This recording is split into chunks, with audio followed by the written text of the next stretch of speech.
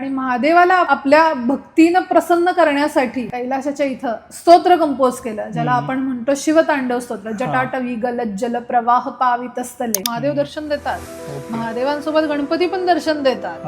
मला स्वतःला पूर्ण यात्रेमध्ये महादेवांपेक्षा जास्त दर्शन गणपतीचं झालेलं. अशी तर महादेवाची नगरी आहे. बरोबर. अरे नाही, मला हेच आवडतं.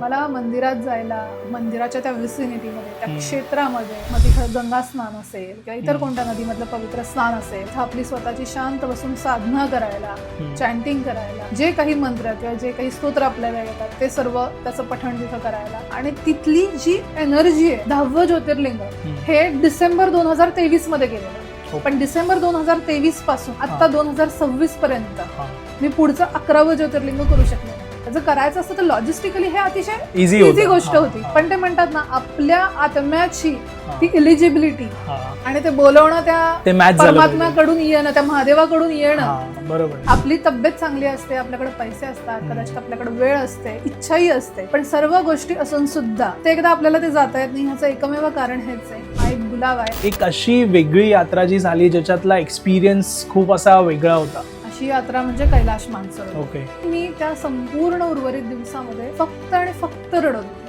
आणि भरपूर माझं रडणं हे थांबतच नव्हतं ना. मला जगाची पर्वा होती. आम्ही पार्थिव शिवलिंग तिथं वाळूचं तयार केलं, त्याची पूजा केली, आरती केली. तो संपूर्ण जो भाव होता की आपण त्या मानस सरोवरच्या इथे आहोत आणि महादेवाची आपण पूजा करतोय, आरती करतोय, त्या ठिकाणी 3:30 वाजता ढगाच्या मागून जणू महादेवानं आणि चंद्रानं साक्षात समोर येऊन आम्हाला दर्शन द्यावं